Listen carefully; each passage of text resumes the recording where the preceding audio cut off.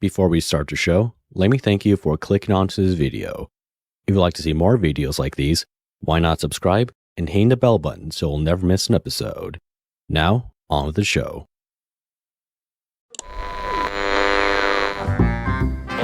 One mark will be vehicle 6. Comprise of warrior women. Hi friends, I'm LJ Jarvis, and welcome back to Horus Jarvis Show.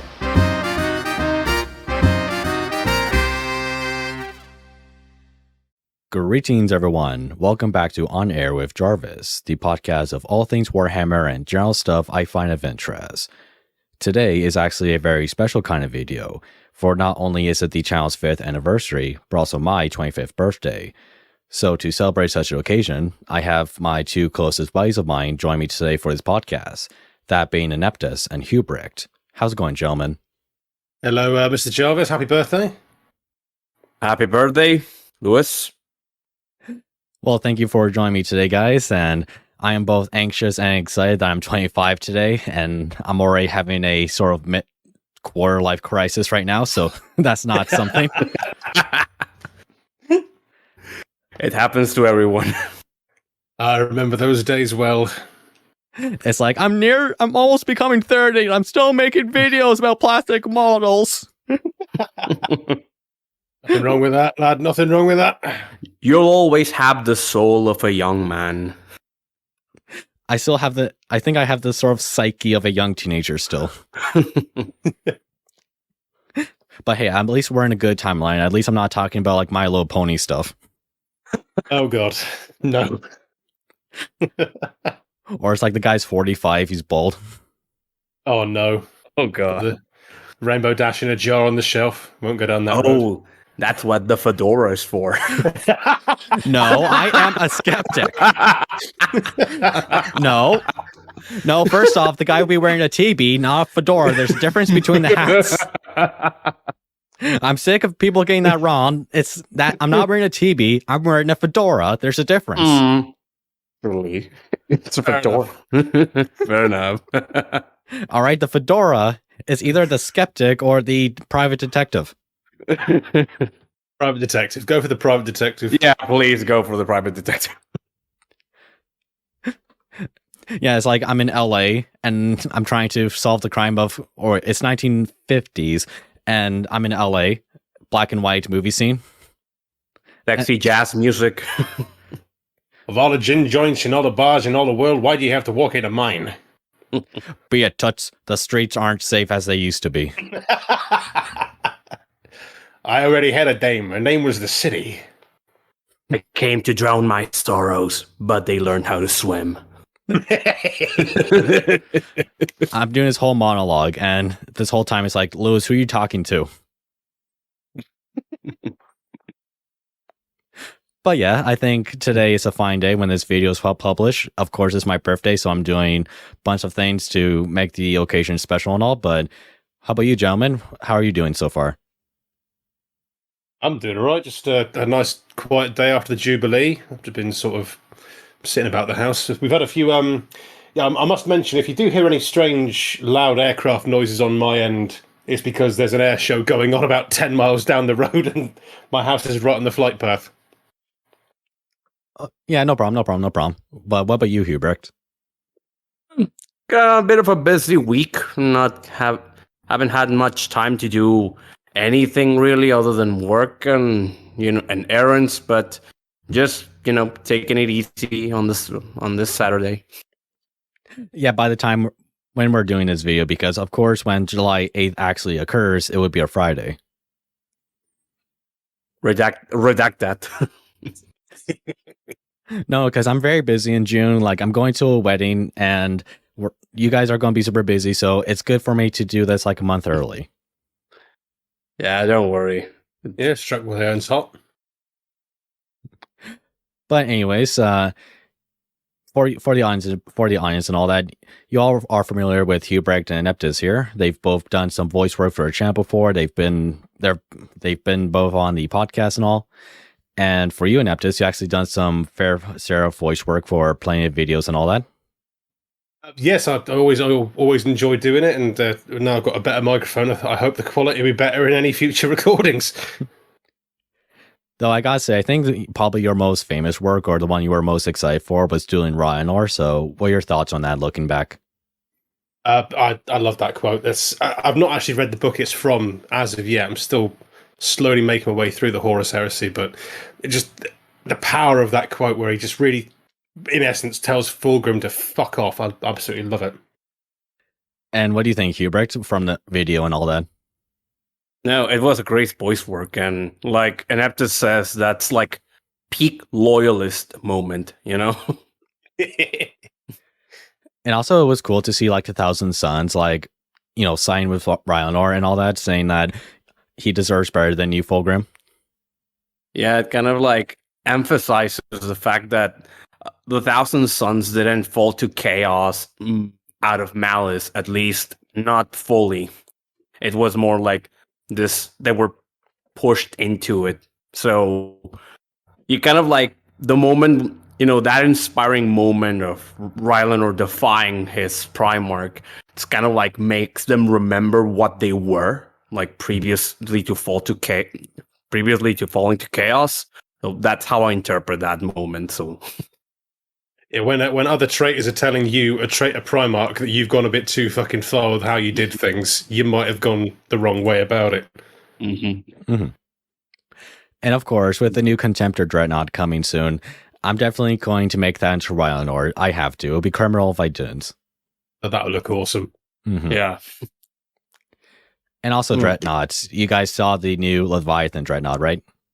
Oh, yes. Yeah. I have to say, like, this heresy, I wasn't really, when all this new Horus Heresy thing was just being announced, I was, like, kind of indifferent because I was like, oh, that's nice. But kind of like, I like more the modern 40K aesthetic. But this whole release just keeps getting better and better, honestly.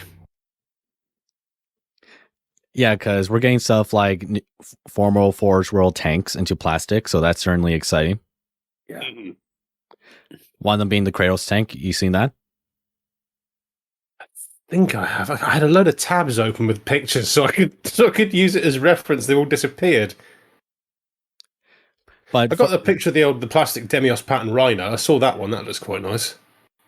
But for the Kratos tank, do you think he's going to climb Mount Olympus and say, Zeus, your son has returned. I bring the destruction of Olympus. I will have my revenge.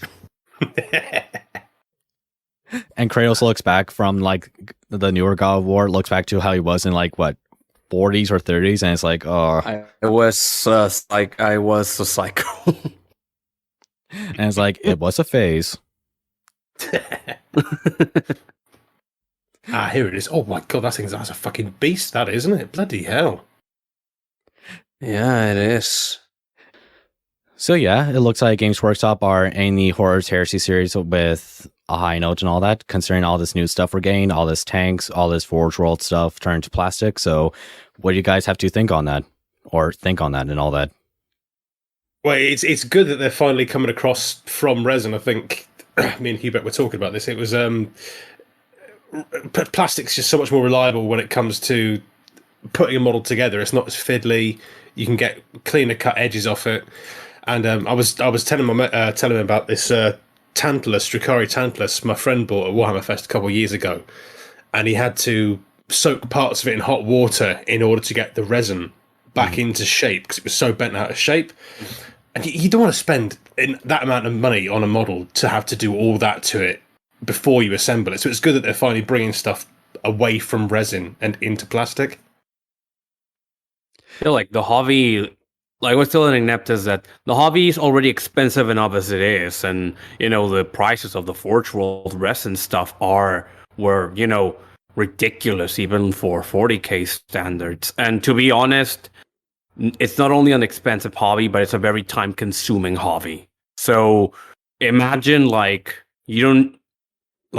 cannot, people may call me lazy or, casual for this, but imagine having to, wash the entire resin and, do the whole process like Ineptus says, just to assemble the thing before even starting painting, starting to paint. Yeah, because when I picked up Horus for the first time like years ago, I didn't know how you do like fine cast models, or resin in this case, and I just assembled him right then and there. I didn't bother washing him down or anything. So you can imagine that the paint didn't stick. Yeah. Oof. Again, you shouldn't have to do that. I mean, you've spent enough on the model. You shouldn't, like Hubrecht said, you should have to wash it before you even do anything more to it. or even shipping it. Yeah, or even shipping it. Well, they upped their shipping costs a couple of years ago, didn't they? So it's like you need a mortgage to buy Forge World if you live in Australia now. Also, am I the only one that finds it a bit bizarre that they, that the Horus Heresy is, well, it's on its last leg. It's ending. Like the Siege of Terror books we are in the later half of the Siege of Terror books, and it's now that they decide to update the whole thing and even add new lore to it. Like, I can't be the only one that finds it a bit bizarre. It's a strange business decision to do that when you're obviously the sensible thing would have been to progress the campaign as the books progressed, as the story went on. But this just seems to have had, here's the game, where's the lore? Oh, it's going on. And then all of a sudden, that's, like you said, nearing the end, oh, here's the rest of it. It's, oh, come on. At least make it progressive. Yeah. It's been a mess, the whole series, but it's been a little messy considering that, yes, you have a bunch of writers working on a bunch of books at the same time, and it's like, oh, sometimes things are inaccurate, and they've made some lore decisions that no one just really liked at all. Mm-hmm. Like one of them being that Fulgrim, his body got possessed by the demon, but then he got hold of his body again, and it's like, oh yeah, I've always been a douchebag, and it's like, no, you weren't. No, maybe a bit. Oh, sorry. Go ahead. Oh no, after you. Oh, maybe a bit vain, but not a douchebag. Also, a lot of the Emperor's characterization is all over the place. Like, I have no problem with making him, a bit morally gray and ambiguous, but at the same time, like, some of the Emperor's characterization is completely all over the place. Mm-hmm. Yeah, well, it was like you guys were saying when you did the podcast about the whole thing with 40K's lore being it's an unreliable narrator. Oh yeah, that piece. Yeah, it's just been a cop out. It's been a cop out for bad writing. It's like, come on. Like the unreliable narrator thing, when executed well, it can add a lot to the narrative, but most of the time it is a cop out for, well, in case this lore decision doesn't stick or it's not popular, we can just write it out later. It's the 40K equivalent of somehow Palpatine returned, isn't it? Oh yeah. As like, oh, our fan fiction didn't work. Just scribble that bit out, Tipex that bit. We'll just that never happened. That never happened. The Inquisition redacts it. Yeah, Sanguinius has black hair, redacted, curly blonde hair. Oh, hang on a minute. Yeah. No, wait. I thought I was actually wondering about that in the later on books because I stopped around like book 6 and all that. Is Sanguinius hair still black? No, it's blonde. It's blonde now. Yeah, because in Horus Rising, he's described as having like black hair. Yeah, and that sort of gives off this impression of being a vampire. I think because that's what the Blood Angels essentially are, is armored vampires with a red thirst and that. But then suddenly he's got curly blonde hair. It's like, I get is it some sort of choice to try and make him a messianic figure because of the way he dies fighting Horus, or that was a really obscure choice.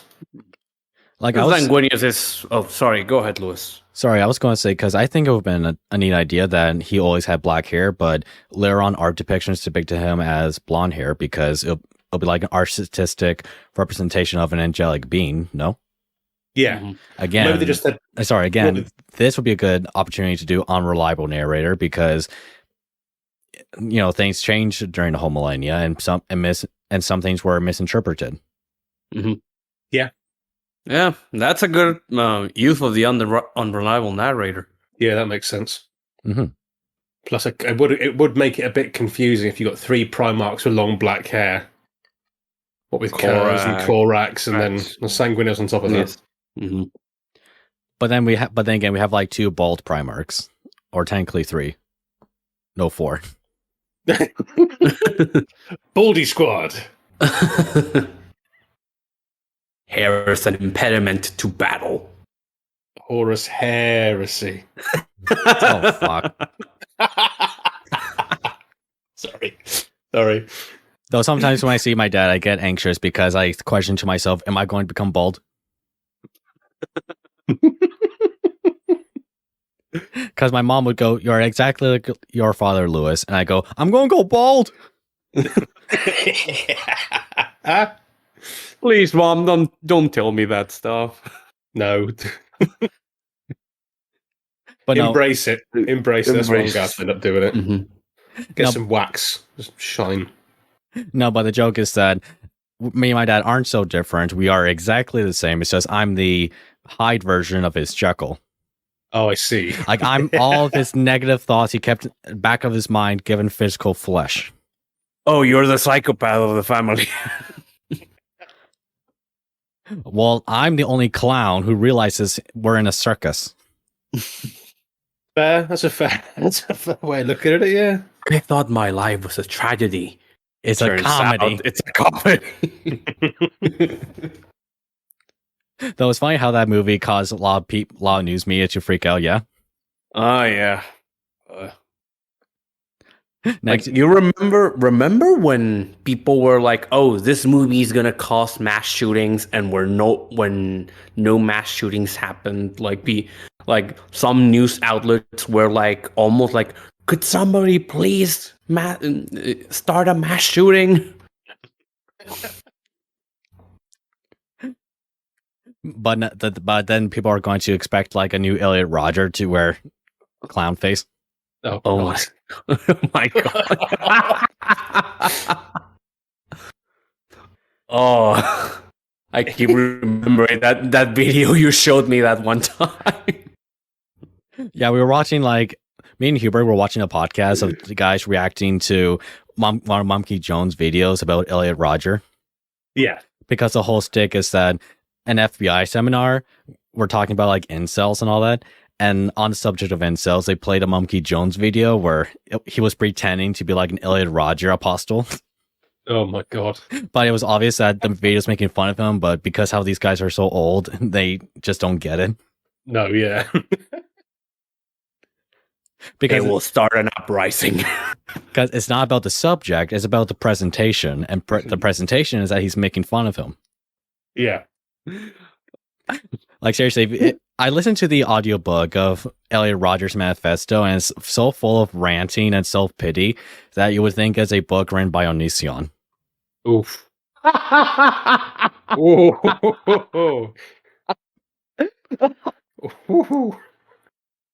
Well, it is. Oh god. Shots fired, sir. Shots fired. You know, I also think Elliot's not Elliot's Onision's mom. I'm pretty sure this is a bot. I'm pretty sure it is, but if it is his mom, I think his mom like 2A'd me add him to Onision. Yeah, because I did. Yes, because I did a whole tweet making fun of his second book where he was ranting about sports, and I was like, I don't know what to tell you, man. It just sounds like you suck at sports. It's like, hey, I'm not good at sports either, but I don't make a book ranting about it. No. It sounds like someone wimpy will write this. Diary of the Wimpy Kid.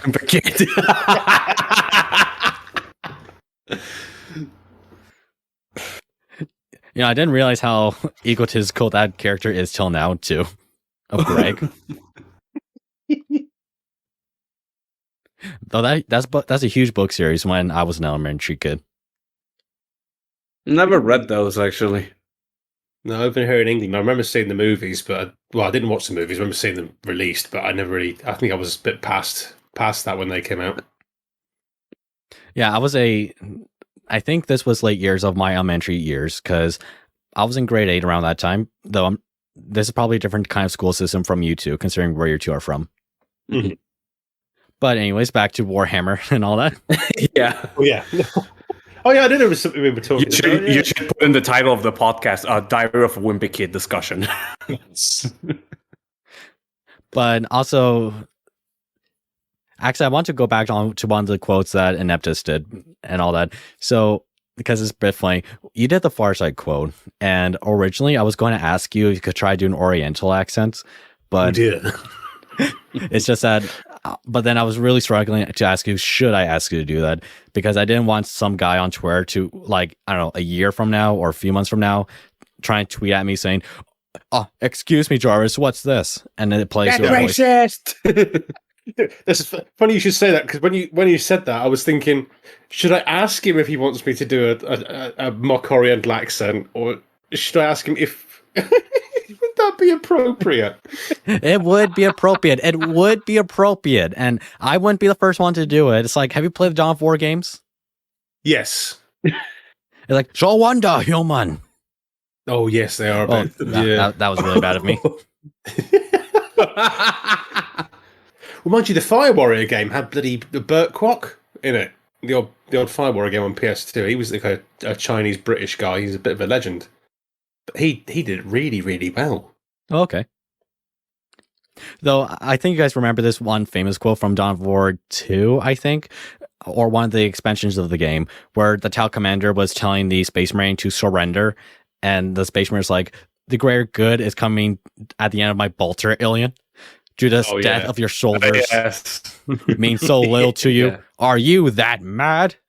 Do the death of yours mean so much to you, alien? Are you that weak?"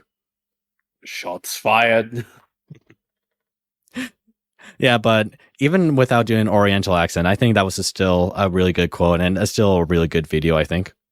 Oh, as long as you were happy with it, mate, I was happy with it. It kind of sums up pretty well, like, the mentality of the Imperium. It does, yeah. Equality? Fuck off.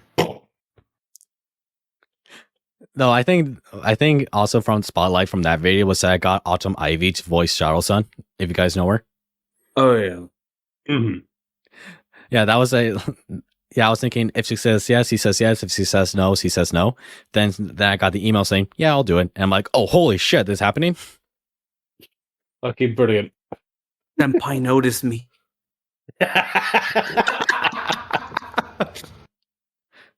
Yes, I got noticed, and you didn't. Oh, okay. That's how it is.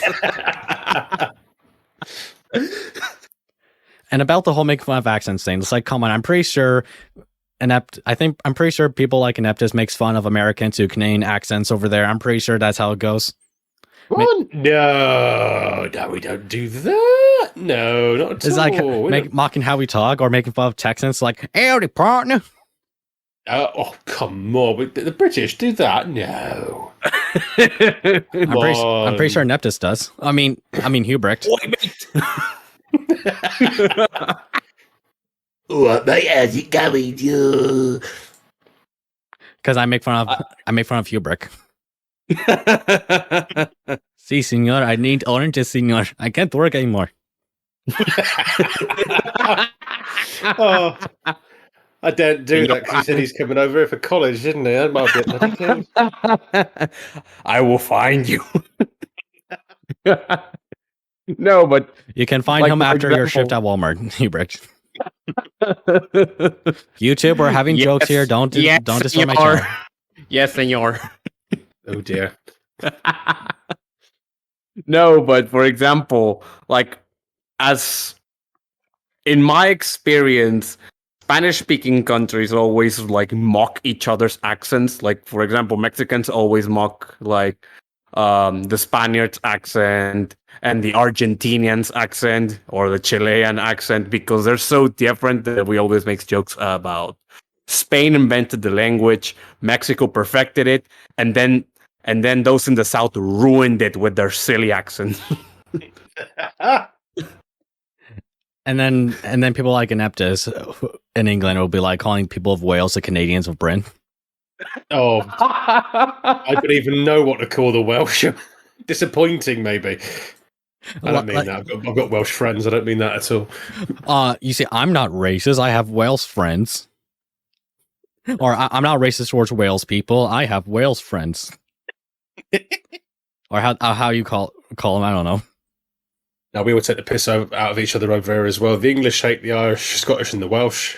The Welsh hate the Scottish, the Irish, and the English. And Scottish hate everyone else, and the Irish hate everyone else as well. A great big melting pot of family. One big happy family. Oh dear. Because come on, it's like for the Wales flag, you don't see a dragon on the Union Jack, so that's not a country you would think of immediately when you think of Britain. It's not. I think we should have a bloody dragon on the Union Jack. Why not? It'd be pretty awesome.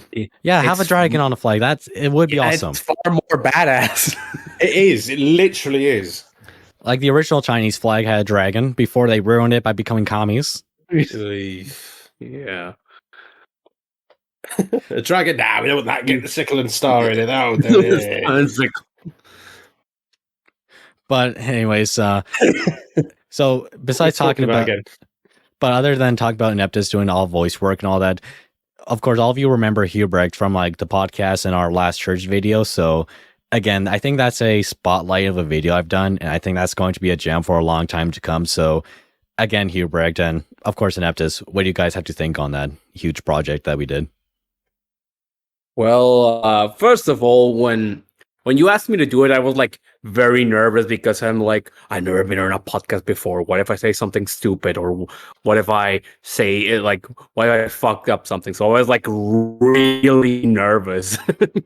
But honestly, I enjoyed doing it because I think we actually talked like, like we did a good job talking about the points about the story, which sort of didn't make sense when put in a real world lens, but at the same time we kept it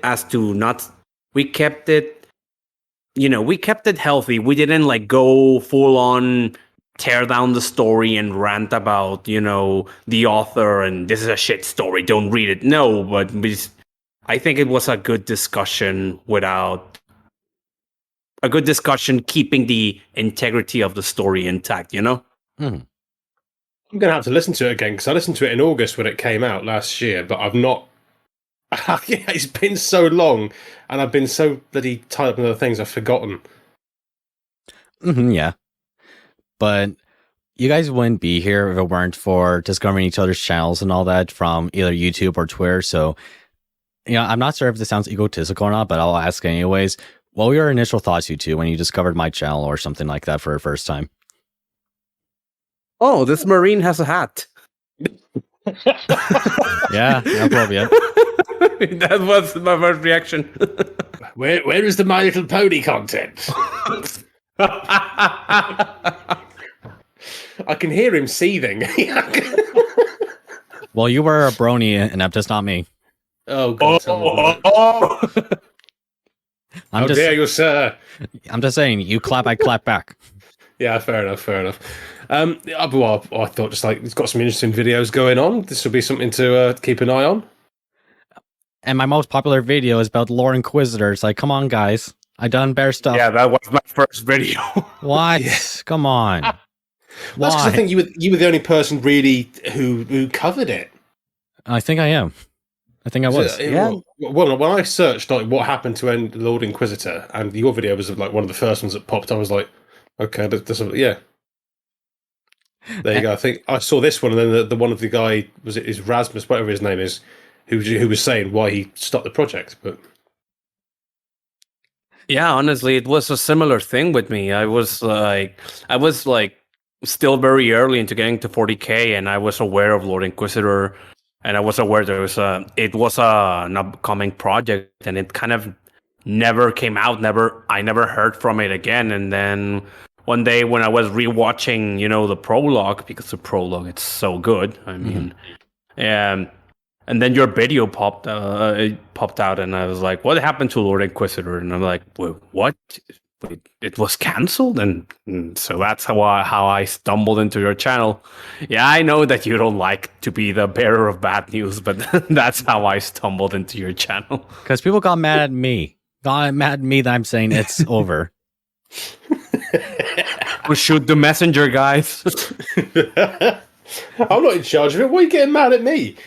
Me and Carl already talked about this, but it still rings true. It's like, imagine getting angry at like a news report that your sports team didn't win. Yeah. And they do get angry, and they do get angry, and they burn down half the town or city. I don't know. Ooh, sounds like a Latin American football game.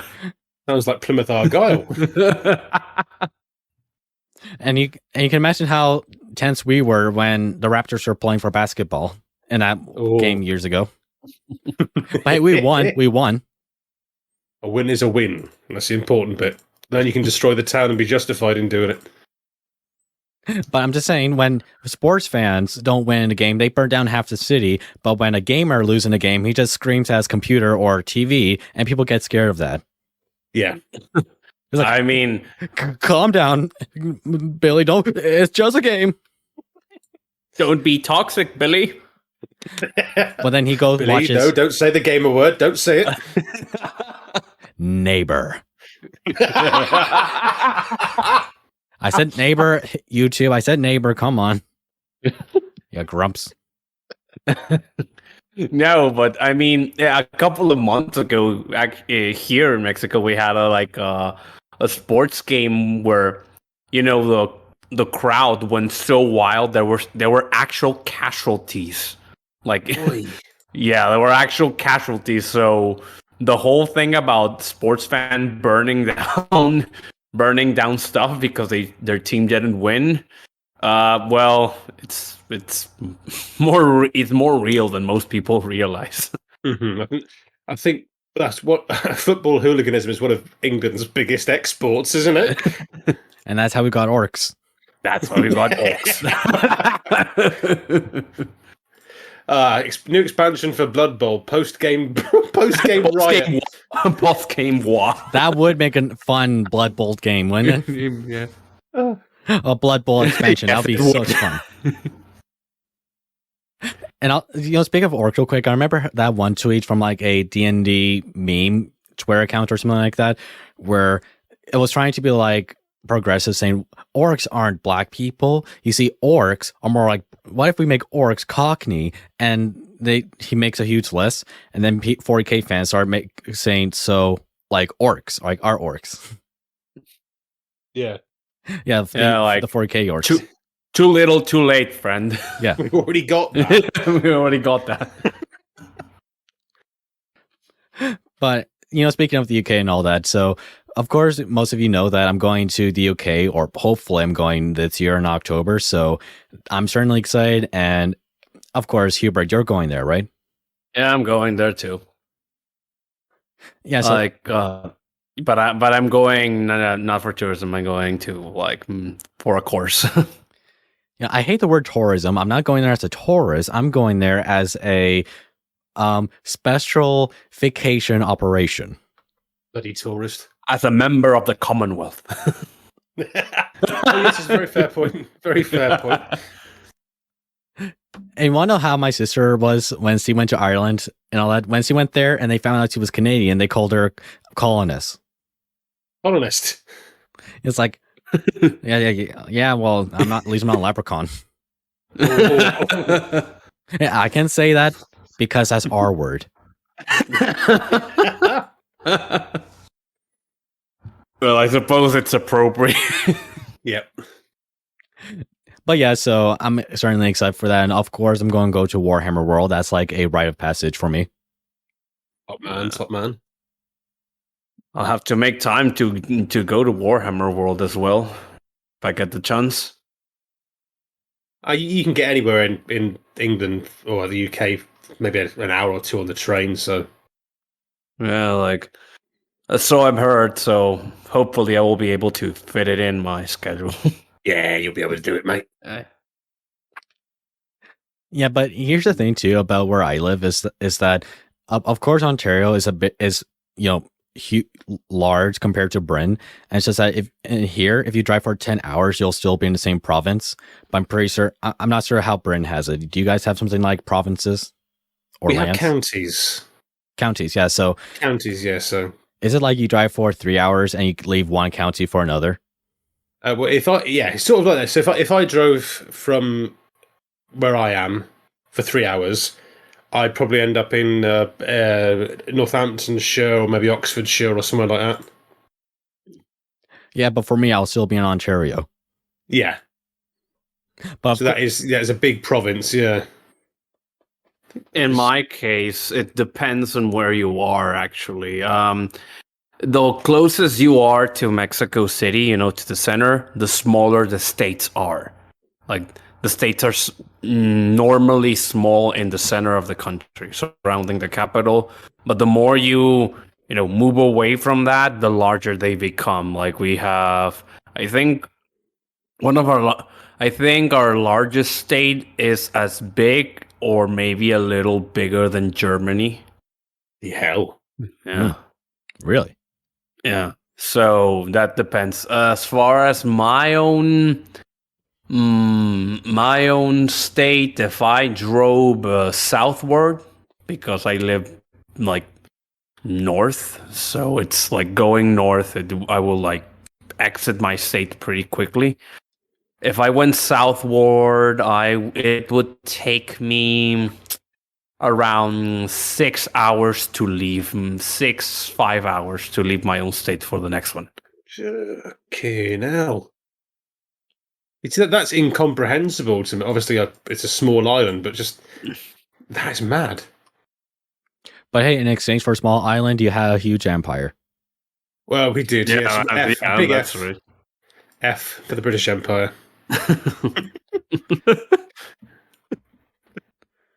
No, actually, I don't know why I'm going to bring this up. I'm going to bring it up anyways because I'm fixated on it. So, I was actually talking to a friend of mine, and I told her that when I go to the UK, it would be criminal if I didn't see anything about King Henry VIII, considering that I played as him in like a middle school medieval project, and because I know it's very fitting, and I have to do that, and I came up with this whole thing about wouldn't it be funny if they did like a reality TV show, but it was about King Henry VIII's wives. Oh, that'd be good. Oh God! like it would go 6 wives, 1 castle, 1 man. I got a feeling they did that on an episode of Horrible Histories. Royal Bachelor. That's right. I like Catherine. You can't. She's nice, but Anne Boleyn's got a lovely bottom. I think I might have her as well. And or it's like that one German lady, I forgot her name, but it's like they're all tearing her apart, saying, your Instagram account is fake. Then St. Thomas More comes up, Your Majesty, you cannot divorce. Where does it say that? Here. Fuck, I'm not gonna read that. No, not doing that. I'll make my own church. Go away. The church will decide your fate. I am the church. You see, I love my crips. I love me crips. I am the Pope now. I love me wives. I love me crips. I love me trips. Simple as. Enough said. But honestly, looking on his whole life, it seems like something an author. I don't know. It seems like a little tragedy. He seemed really fit in his younger years, but when he started his whole own religion, started having all these wives, he's just gone girthier. He did, yeah. It went all Robert Baratheon. He did. Yes, he did. Yeah, I wouldn't be surprised if that's where Martin got the inspiration from. Yeah, probably. Absolutely, yeah. Yeah. Like he definitely is like the football player who was famous in high school, but he never made it into the big leagues in college, and he just gone because he got into a desk job. Yeah.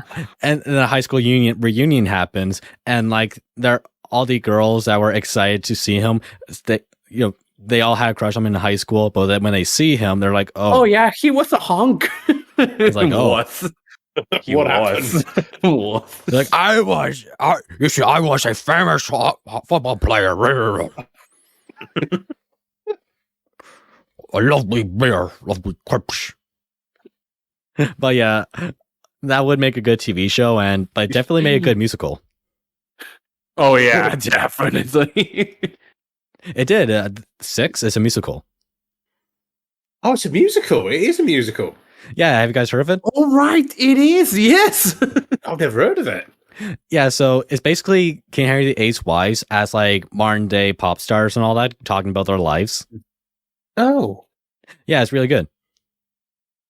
Oh, I will have to check it out. Actually, I was vaguely aware that there were songs about it, but I didn't know it was an actual full on musical.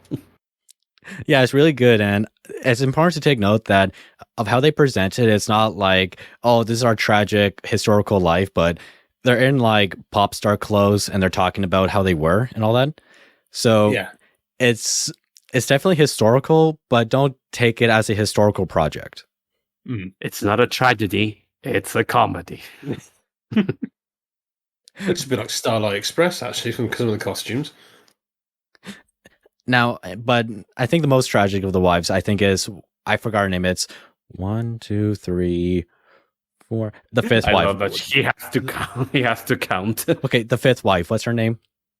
Is it Catherine of Aragon, Anne Boleyn, Anne of Cleves, and then the other three? Because I know it goes divorced, beheaded, died, divorced, beheaded, survived. Jane Howard? Catherine Howard. Okay, like Yeah, Catherine. I think it's Catherine. Catherine of Aragon, then Anne Boleyn, then Jane Seymour. Jane Anne Cleves. Seymour, yeah, Anne of Cleves, Catherine Howard, Catherine Parr, and those are it. He had a thing for Cathys, didn't he, really? Yeah. So many Catherines. In the Hammer films, they sure like the name Paul. Yes. Yes. You guys know what I'm talking about? Like those Hammer horror films? Oh, The ones where classics, yeah. Christopher Lee, appeared as Dracula. Yeah. I watched some of them, but not that many. Yeah, and Seen- sorry, what? I was going to say, I've seen clips, but I've never actually sat down and watched the whole one. I didn't see a full movie either, but I do know like how big the actors were in those. Like one of them is would be one of Star Wars. What's that guy's name in Star Wars? The first one. He was Darth Vader's like boss almost. Peter Cushing. Peter Cushing, yeah. Yeah.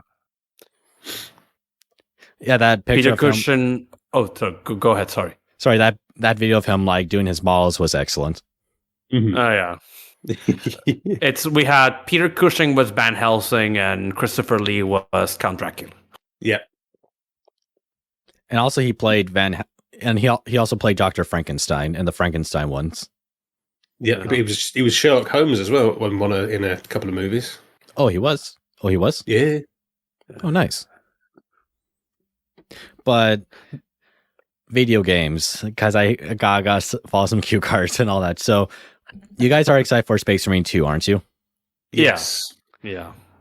But also, you guys seem excited for this one RPG game that's in the works called Rogue Trader.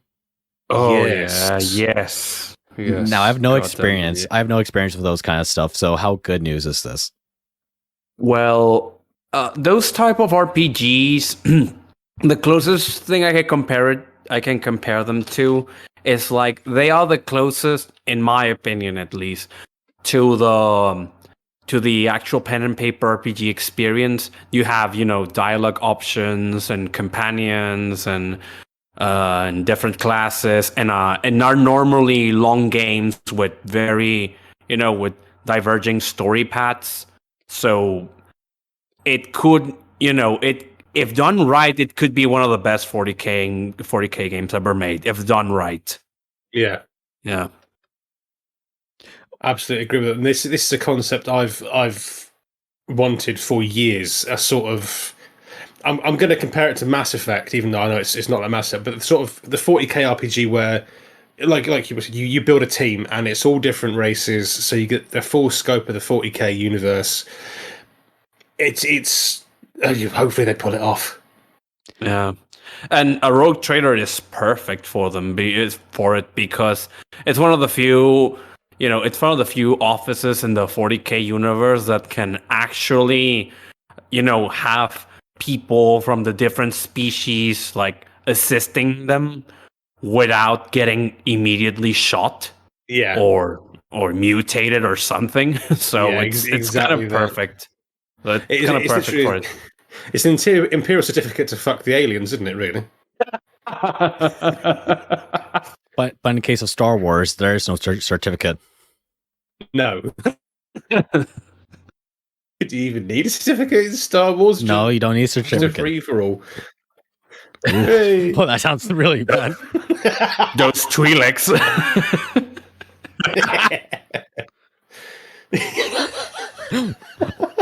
What, the Roman bring back his German wife? Oh God. Or his wife from Bryn, as he's like Celtic as fuck. So it's like, hello, love. Covered in tattoos. Septimus, what the hell have you brought back from that? Mater, I brought you your new daughter-in-law. A goth girl, literally goth GF. Oh God, goth GF. She's like covered. She's covered in blue tattoos. Yeah. Oh, brilliant.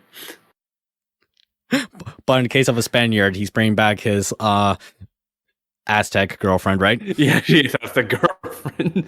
That's how the whole conquest went like that. Hey, do you want an alliance? Yeah, sure. I'll marry one of my captains to one of your princesses. Sure. So that's mostly how it went. 100% okay, girlfriend. Nothing sketchy, guys. That's it. Or like, hello, I'm John Smith. John Smith, Pocahontas is 10. Oi. Yeah, creep. You got me doubting my loyalty to the crown. She's 10, John. Yeah, I know. I'm getting the word nonce. No, I didn't hear the word nonce. No, about John Smith. Or it's like in the show The Terror, the guys are trying to get through the Northwest Passage and they find the Inuits, and it's like, hey, here's my Inuit girlfriend. Can you please help me? We have no food. That reminds me of like going back to the conquest of the Aztecs. Like, it's actually a pretty almost movie-like story, because Cortez, when he defeated the Mayans in a battle, the conquistadors defeated the Mayans because they landed in the Yucatan Peninsula. That's where they made landfall. So they had a small skirmish with a Mayan group. And after they won, the Mayans offered them tribute, because they were the victors. And among that tribute, there were like several slaves, women slaves, of course. And at first, and one of these slaves was like this woman called Malitzin. That was her name, and she was not actually Mayan. She was actually Nahuatl, which is the culture group where the Aztecs come from. And well, she was there. I don't remember if she was there because she was married off to some chief, or she was a slave. I don't remember, but and they actually fell in love with each other. She got baptized, and she served as Cortez interpreter. Like he talked in Spanish, and she talked back to the other indigenous people in their own language and all that stuff. And actually, their son would fight alongside. One of the first mestizos will actually fight alongside John of Austria against the Turks in the Battle of the Ponto. Actually, so. Hubrecht here is like one of those music machines where you insert a coin. Once you put it in, you have to let it run.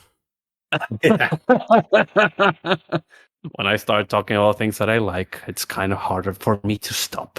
Because it was like with the last church video, it's like, come on, man, stop talking about the Crusades. All right, I want to talk about other stuff. Yeah. I cannot help myself. Like, imagine him him going out with his girlfriend, and he's talking about like history stuff, and she's like, "I'm not really listening, but I like listening to you talk." Yeah, That's pretty much a relationship. It's like the girl's not actually interested in your Warhammer, but she's allowing you to talk just because she likes you seen being happy and all that. yeah. But also because That's pretty accurate. But also because I'm a straight disturber, and because I know this is going to make Ineptus all nice and happy. Let's talk about that very successful, all good Halo show, huh? Oh God. Pardon me a moment. I got him so angry. He needs to gather his thoughts. He needs to channel his rage. Ooh. Think of a happy field full of stuff. That stuff being Halo. Oh God, what the hell were they thinking?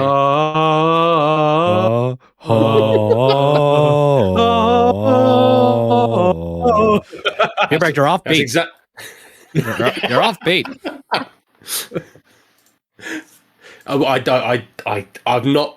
I refuse to watch it. Master Chief takes off his helmet. That was the first red flag was when they said, "Oh, we're going to focus on the politics of the show," and I was like, "Oh no." Okay. The second one was, "Why is there a human working with the Covenant?" The third one was, "Why is Master Chief taking off his helmet?" The fourth one was, "We're not following the story of the games." Then why are you making an adaptation of Halo? Why? What are you doing? What? This is a company that literally just come off a high of making two incredibly competent Sonic the Hedgehog movies, which I never thought I'd be able to say those words seriously. Yeah, it's bizarre. It's we're in a timeline where Sonic is a better adaptation than Halo. Imagine telling your high school self that. Yeah, okay, guess what, me from like 12, 15 years ago, Halo's going to get a TV show and Sonic the Hedgehog's going to get a movie. Sonic the Hedgehog's going to be actually well researched, well produced, and made with love. It's like Sonic's it's the butt of jokes out of everyone. He had a whole internet series where they're just constantly tearing him down because of his bad games. Yet he gets the better show. Literally. He was the one to break the curse of the shitty video game movie. Like, imagine that Sonic would be the one to do that. You wouldn't put money on it, would you? You really wouldn't. You wouldn't. So No. the first design, actually. Okay, when you see the first design, you would think it's going to be a shit movie, but they fixed it. And honestly, if you watch the movie and if you think of the original design, it wouldn't work. It wouldn't. But they changed it to go back with a better design, and they're like, okay, because Sonic looks like this and not whatever he looked like before, and considering how the story presented itself, this is a good movie. Because it wasn't like anything special. It wasn't groundbreaking, but it was decent. It was competently made. Yeah. It kind of like works because it kind of embraces the ham of being a video game movie about something very unrealistic, like a supersonic hedgehog. Yep. Yeah, but it was good. Yeah. And it's like they didn't do anything like, oh, this is our science experiment. Yeah.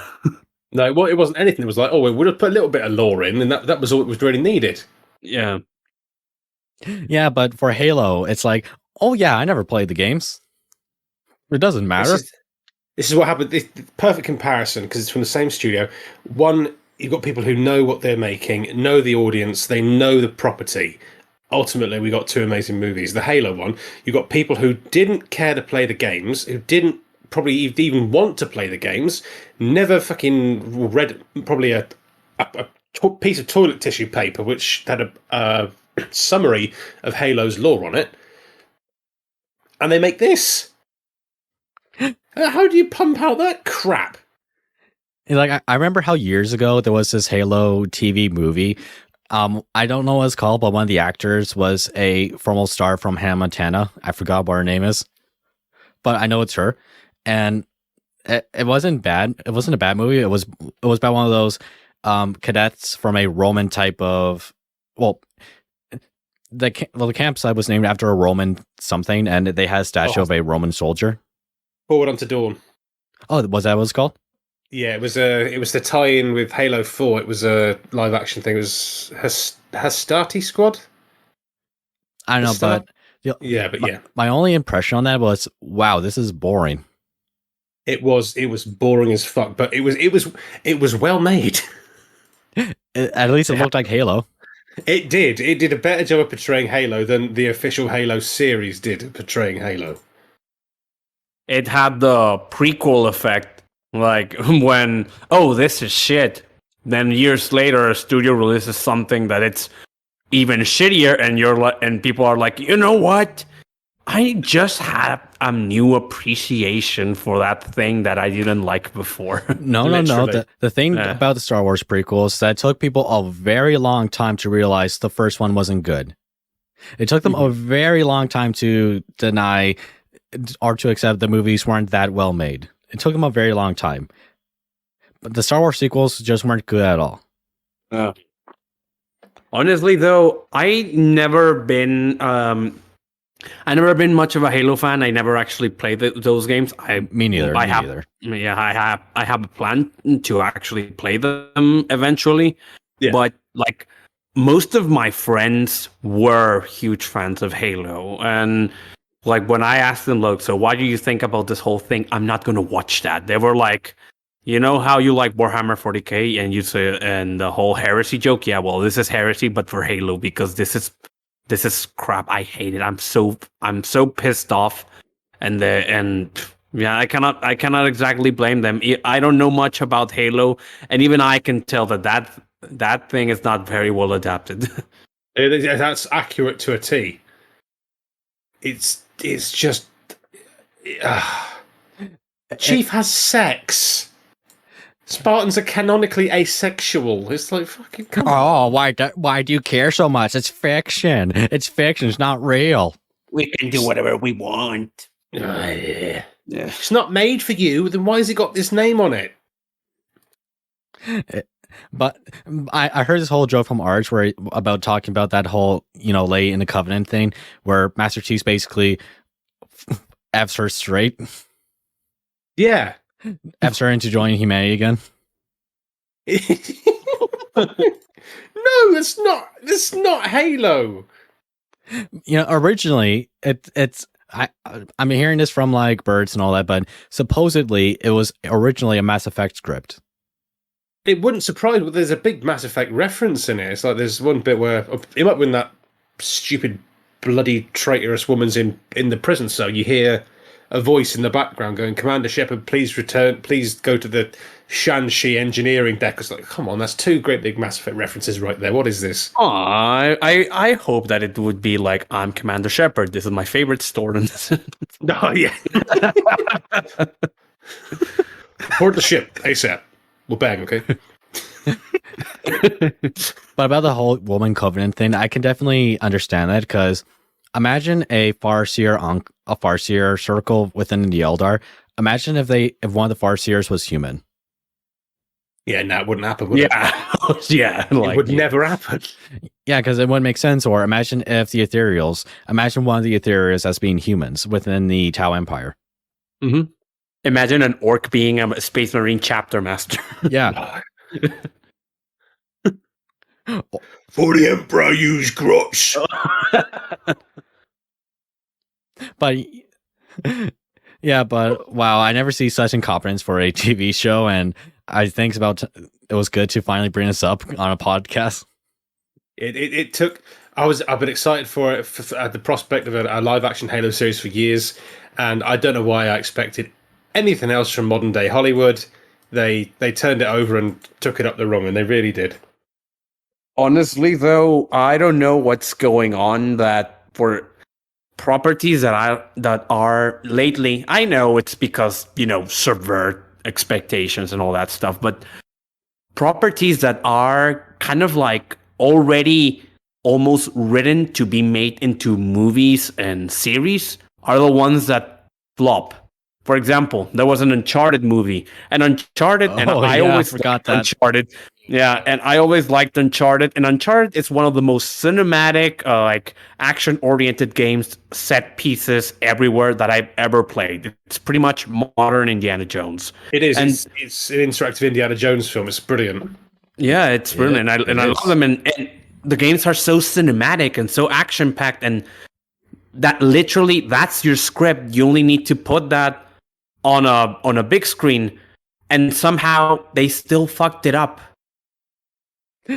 AVGN, what were they thinking? Yeah. Yeah, imagine me, high school me, playing Uncharted 2 for the first time ever on Christmas Day. Yeah. Yeah, that was a sight. Oh god, yeah, that scene on the chat with Nate hanging from the train with a bullet wound on his side. Yeah. Oh, that was so epic. It was. But also, I think this is a good time for me to ask you guys some questions that people have asked of us, if that's fine with you. Mm-hmm. Yeah, sure. Okay, so this one's from Badger. So, hello, Badger. He actually asked us 3 questions, but here we go.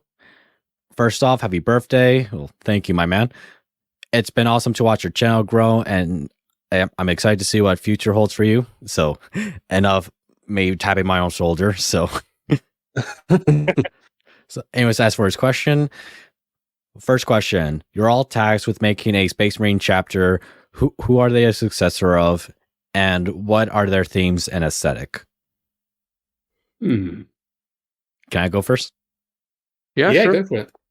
Yeah, so for my chapter, I'm going to go with my one array made called the Mjolnir, and they're essentially a Ultramarine successor chapter, and their whole aesthetic is that they're a sort of Macragian colony from a sort of Viking-like world, or some kind of, yeah, I would say that. It's a sort of Nordic-like world. They're basically like a mixture of Nordic people and Ultramarine Romans, essentially. That's their theme. And they're also given the nicknames of Stepsons of Macreg because they are essentially Ultramarines in black armor almost. And so that's basically their theme of a Space Marine chapter. Okay, yeah, that you have good. talked to me about them before. Mm-hmm.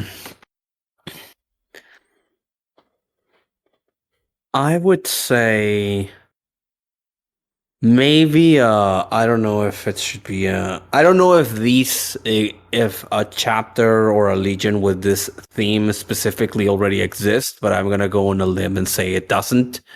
I would want to go with something like maybe Byzantine inspired Space Marines. Okay. And I would make them actually chimeric gene seed. Like half would be like Gilliman, and the other half would be actually I think Fulgrim, like Fulgrim.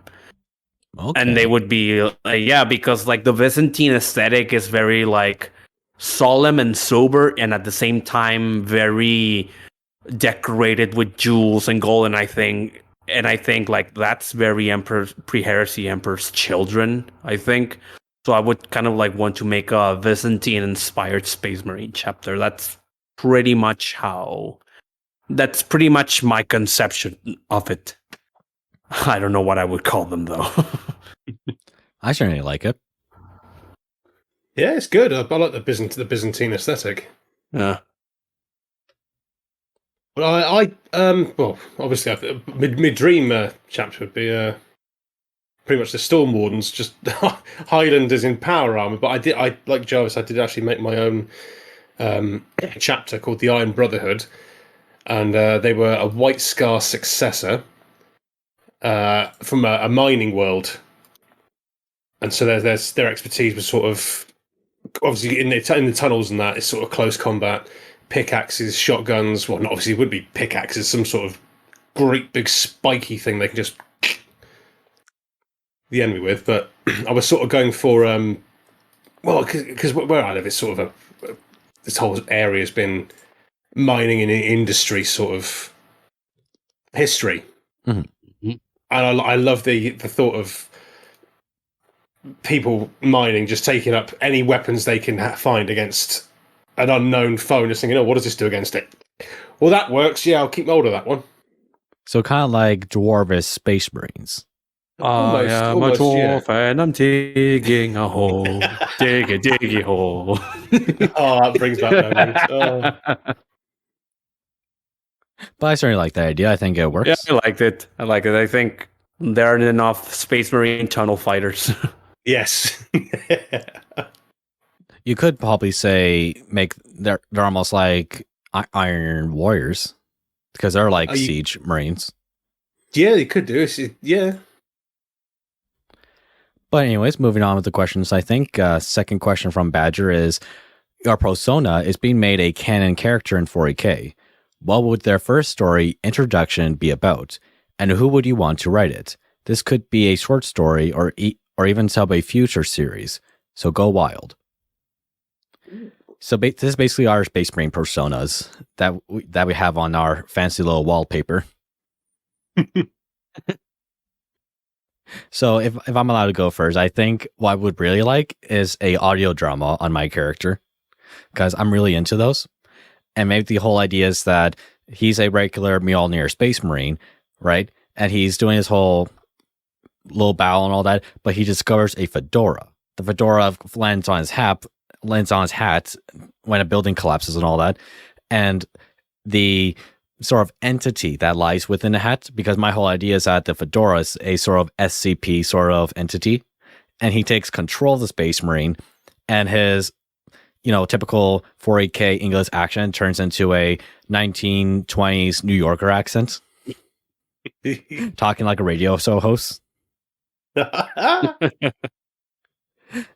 And as to who would write it,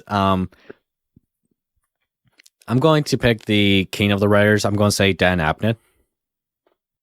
Very good choice. Very good choice. Yeah, honestly, very good choice. So honestly, I think it'll be fun that we see the Space Marine going on his wacky little adventures as a, radio show host trying to interview people, and it's like, what are you doing? And he Hello, General. Hello, General. How goes the front? And goes, oh, it's a Space Marine. Oh, darn.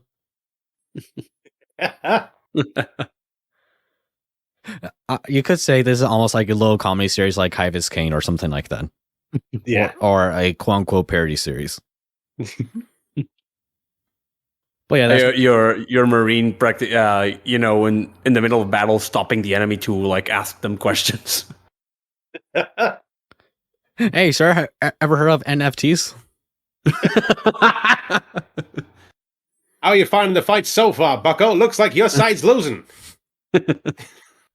Oh, Lord, ladies and I can't do that. I can't do that accent for shit. It's like he's like remaking War of the Worlds, saying, "Oh, these Germans have flying on terror. Oh, it's terrible, ladies and gentlemen. The humanity. The humanity."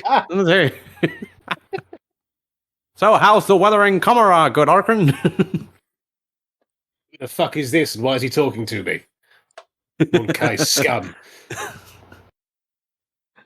Yeah, but how did you even get in here? Hey, the fedora can do anything. The power of journalism. It's basically almost his own little chaos god, essentially. He can pop up anywhere. Because people make fun of me for my fedora, saying I'm cringe, but you don't understand. I am the cringe. I am born. I am born of the cringe, undone by the cringe, made man by the cringe. I'm pretty sure I butchered the whole Bloodborne line, but You merely adopted the cringe. I was born into it. Molded by it. I will not forget our adage. Fear the old cringe, Lewis. I didn't hear bass until I was nearly a man. No, but it's like, or it's like I'm Anakin Skywalker, and I don't know which one of you will be Obi-Wan, but it's like, you were the chosen one, Lewis. You were meant to save Warhammer YouTubers, not join the cringe. Not to leave it in darkness. Oh, yeah. You are my brother. I loved you. I hate you. Your father was a good man. Finest star pilot in the galaxy. He butchered kids, constantly talked back to me, and essentially I lost my patience with him. It was very flammable. I saw this one meme. Where, Saver. yeah, the He meme killed- was, sorry. He killed 7 children with it. He killed like 100 children with it. And probably slept with Ahsoka. Oh dear. But anyways, what would your character personas be? What was the question again? The question was if our characters were given like books or something like that, who would write them and what kind of book we want to see them in? Your like Space Marine character persona? Oh, in that case, I think, well, obviously my guy's a Storm Warden, who's become an Inquisitor through a strange turn of events. I don't know if he's worked with, obviously the Storm Wardens work closely with the Death Watch and by extension, probably the Inquisition. So maybe a few Lord Inquisitors worked with my character and decided, you know what, yeah, he's a nosy bugger. We'll make him one of us. And so he gets made an Inquisitor and he goes around the Imperium doing his duty with a strange and vast retinue of weird people. One of them being Fedora Marine. One of them being the Fedora Marine, or maybe the Fedora Marine invites my character to be part of his retinue, or he invites himself and it's like, hey there, fella, how does it feel to be an Inquisitor? What the fuck is this? How did you get on my ship? Don't question me, son. So come on, son. Tell me, how does it feel to be on the show today? What do you mean a show? I don't know if I bloody battleground. Well, you see, I used to see fine cheddars, though. War doesn't stop. Oh, sorry, what I'm trying to say. War doesn't end showtime. Fair enough. Well, it's going quite well for us, to be honest with you. The lads coming in through the left are doing quite well. I'm a bit worried about our right flank. It looks like they got a few squad. What are they bloody called? Those fucking. What the hell are they called? Which they seem to got you on the first half. Is that right, son? Bombs. Aye. First half we were down a bit, but I've got after half time. I think we'll come back.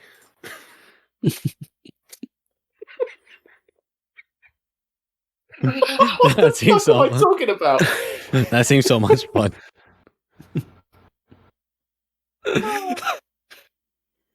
But who? Yeah, but he bears just a nosy bugger with a retinue of dregs from all sorts of imperial society and just going around finding bullshit and taking it out, really. And I'd love for seeing as you've pilfered Dan Abnett from my claws, I'd have to go for Aaron Dembski-Bowden to write it. Yeah, that seems like a good choice. So would that be a book or a series, or what would you want that to be? I think it'd be a book of short stories, a book of strange and wonderful short stories of this angry Scotsman space marine turned Inquisitor by some strange events going around the Imperium, just taking names and kicking asses. That sounds fun. But maybe just really petty stuff. But what about you, Hubrecht? What about your character? Well, my character is Mariscal Hubrecht. It's less humorous than you guys' characters. It's serious. It's so edgy. No fun.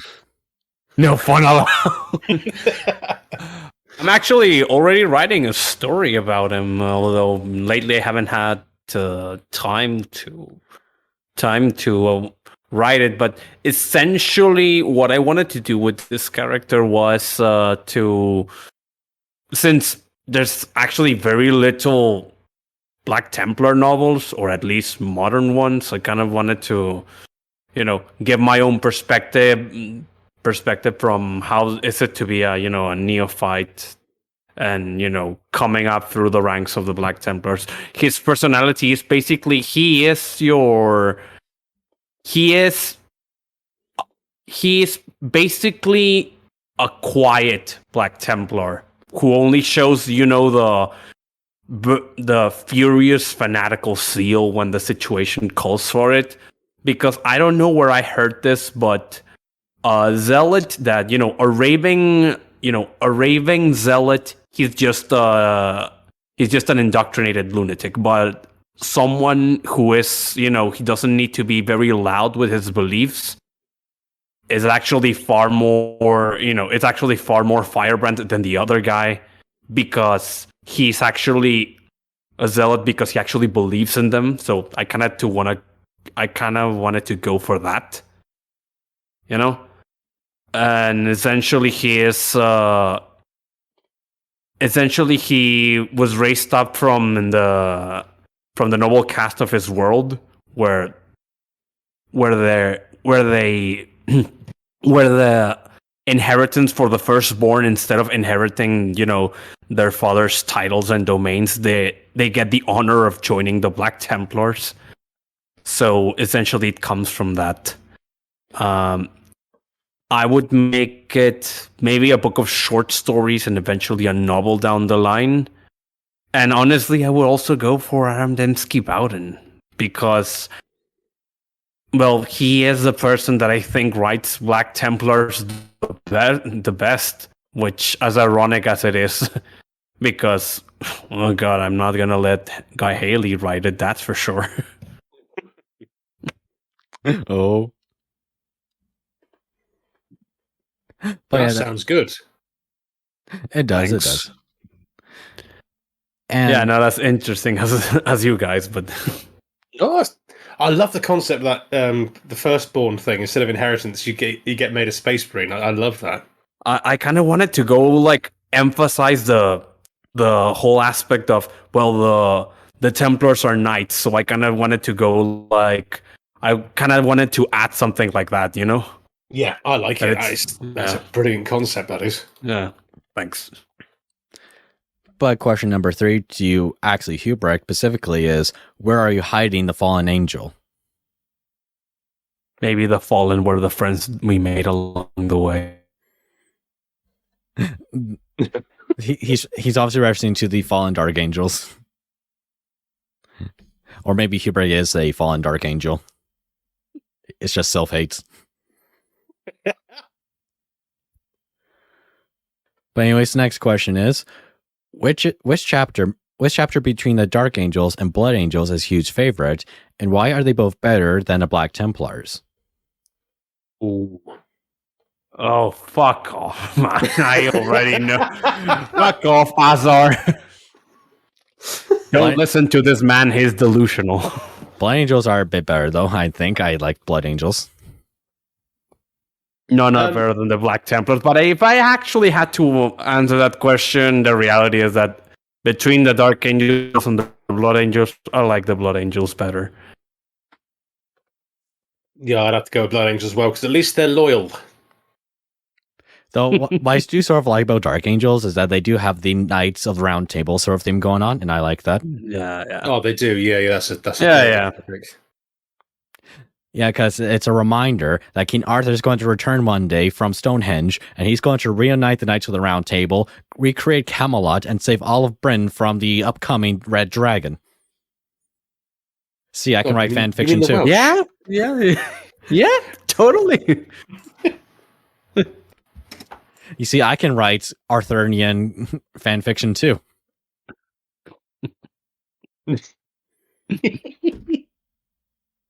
You actually were so close, except for the Stonehenge stuff. Well, it's a teleporter made by Merlin. Where's he been in the last God knows how long? Also good. Popped down to Tesco to get some milk. He didn't come back. Well, his best friend betrayed him. But anyway, here's the most famous question that I get almost every other podcast, and I'm pretty sure someone will get this message soon. But how do you get into Warhammer, and which sitcom is 40K? Sitcom is 40. I know who this is.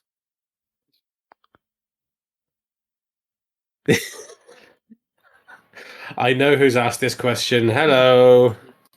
Hello, Pertwee. How'd you get into Warhammer 40k? You go first, Lewis. Yeah, so of course you guys will know my story is I got into Warhammer because of the video game Space Marine, right? And I was just so stunned by seeing a Space Marine for the first time, seeing the whole world for the first time, that it was like taking a shot of vodka in high school. And I just got addicted to it ever since and went to the deep end of getting into Warhammer, buying my first miniature, and just trying to homebrew my own stuff. That I was like, wow, this is such a exotic setting. I've never seen something like this before. So yeah, it was because of the game Space Marine, and you can imagine how happy I am that we're getting a sequel to Space Marine at long last. Yeah, absolutely. But what about you, what about you, Ineptus? Well, it's sort of the same. I got into 40k with the video game, but it was it was Fire Warrior on the PlayStation 2 back in like 2004, 2003, and I was aware of it. And I played a couple of video games, and I maybe read a book or two here and there. I had some second-hand Marines someone gave me that I tried to convert from Ultramarines into Blood Angels, but I never really delved into it that heavily. And then back in 2015, I picked up Horus Rising on a whim. Just I thought I needed something to read at work, and I was hooked. That got me absolutely hooked on it. I just read, and that's sort of been me back into it ever since, really. Yeah, and you know, it was almost kind of like Poeg in a way. How our first introduction was Fire Warrior, and then you years later voicing Commander Farsight. Actually, I never thought of the parallels between that actually until you just mentioned it there. Yeah, yeah, but it can be tricky to get into if you're not prepared for what you'll encounter in the lore, because Hubrecht, you said it earlier with just how crazy it gets. Yeah, definitely. Or was it in the podcast? He said it this time. He said it on the podcast. He was saying how it's magic and it's fantasy and it's sci-fi and it's all rolled into one big ball. So it can be a bit overwhelming at first, but when you just stand back, you look at the scope and you're like, all this is happening here. Yes, that's pretty cool. yeah, and it's like, don't think of 40k as like every typical science fiction like universe. It's not Star Wars. It's not Star Trek. It's nothing like that. It's the vodka shot that you're not going to be really prepared for, but you're going to get addicted soon. Exactly that. And you, Hugh? Precisely. So my origin story is pretty similar to yours in that regard. The first exposure I ever had to Warhammer was as well with Space Marine. I enjoyed that game, but since I was still a wee lad to a certain degree, and I kind of didn't really understand what the hell was going on. Like, why were the guys in blue armor so big compared to everyone else? Why does the sword has a chainsaw? Why are there orcs in space? Etc. etc. And I enjoyed it, but I didn't think much of it later. I just thought it was some one-off game, and not that it was part of a this gigantic universe, this gigantic franchise. So years later, I'm browsing the internet and I watching porn. yeah, of course. And I stumble into one of Luton's first 40k videos where he details the origin of everything, and I'm like, and I, on a whim, I just click it and I watch all of it, and then I'm like, oh wait, and then I flash back to Space Marine, and I was like, wait, no, I've seen this before somewhere, and then I connect the dots, and I'm like, so this is what that was. So, and then I just go into the rabbit hole. Then I start, watching more lore videos, and then I start ordering some books, and then I buy my first box, which is Dark Imperium, and here I am. Doing a podcast with a Canadian. Yeah, doing a podcast with a Canadian and a Brit. Such a timeline, huh? Yeah. One hell of a journey. Yeah, and honestly, part of the appeal is just that it's very unique 40K. Like which is very funny when you say it out loud, because 40K is pretty much made out of a mix of all these different concepts and things from all these different franchises. We have, elements from Doom. We have elements from Judge Dredd. We have elements from Star Wars itself. We have elements from Lord of the Rings. We have elements from classic literature. There's reference to Paradise Lost and Dante's Inferno and even the Bible. And so, but it's kind of like such a unique aesthetic, such a unique take that this is a galaxy where everyone's at war all the time, and it kind of shows the gigantic scale of the conflict, and it's awesome. Like, who doesn't want to read stories or play games where there's battles that involve billions of soldiers and fighting monsters and super soldiers and magic and with swords and guns, and the front line covers the entire planet, Exactly, yeah. Yeah. It's like, I think is the appeal of 4K, is that it is so much fun. It's on a scale of nothing. The scale of it is like nothing else. Mm-hmm. And precisely. And if you're going to adapt it into a TV show and all that, don't try to just, if you're trying to make a TV show or anything like that, don't change it for something like, so that mainstream can like it. Keep it as 40K, because then the mainstream will like it, because it's so different. It's like with the Dredd movie, Judge Dredd, not the one with not the Stallone one, but the one that came in the early 2000s. I am the law. Yeah, but that one, Judge, it was Dredd 3D. I saw it recently. It is such a unique saying, and it reminds me so much of 40K. And yes, 40K was inspired by Judge Dredd, that I liked it because they kept it as Judge Dredd. They didn't try to make it into anything else. No. Yeah. And that's something that the Halo show failed at. Yeah. Yeah. But anyways, I think we sort of answered this question earlier, but I'm pretty sure. But I think this is how the question's asked. I think that would be interesting. But here we are.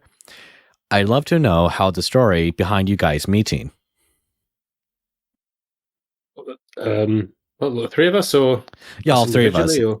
All three of us, like either meeting each other or meeting me and all that. Like how we all got into right now and all that. Well, I just got introduced to Ineptus formally. Yes, so that's the story. This is the story. What happened was Mr. Jarvis invited us on a podcast, and he said hello, and I said hello, and that's how it happened. I will tell how I met each of you guys. I'll tell you that. Yeah. So of how I met Hubrecht is that he was one of my Twitter followers of mine that liked my stuff, and I would get replies from him. Then I would ask him for like pick one of those leaked models of the Vampire Lord for a certain video. I remember that. Yeah. Yeah. Then I got to know him, and then I started to liking his stuff. Then I decided to follow him. And when I found out he was an academic and like medieval stuff and stuff about Crusades and all that, I figured he would be very helpful in my last church video that I really wanted to do. So I got him on. We did a really good show, and I think we built a very good friendship from there, I think. Oh, I love you too, man. And for Ineptus, I think this was during 2019. He did a recording from, maybe it was an original quote he made that was 40K related. And that was the first time I heard his voice for the first time. And I was like, oh, that's what you sound like. Would you be interested in doing a lore video? And that's when he did the Fall of Acadia lore video. Then I got him to do voicing C.S. Lewis, Rylanor, Farsight, and eventually the podcast. So that was my introduction to Ineptus. And And again, like with Hubrecht, we build a friendship from there too. Indeed, we have. And to end it all up, I would say that to sell on this day of being 25, or when this video's up and I'm officially 25, there's no other way for me to, there's no other way I would want to celebrate such a day than with you guys. Ah, you big softy. But yeah, with all said and done, I think we've reached the end of the show. Is there something you guys would like to say before we call an end? Hubert, should we sing happy birthday to Mr. Jarvis? I think we should. Should we sing it both in English or should I sing it in Spanish? I'd say you sing it in Spanish, I'll sing it in English, and then no one will hear a single word we're saying. That sounds perfect. Okay, Probably, here we go. Okay. 3, 2, 1. Feliz cumpleaños a ti.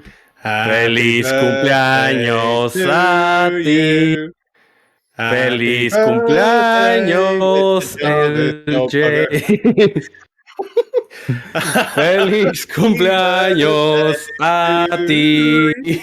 Yay! Oh God, we were so off key. Beautiful, we've got the range, darling. It's wonderful. I'm pretty sure Hubrecht is saying random shit and he's just making fun of me.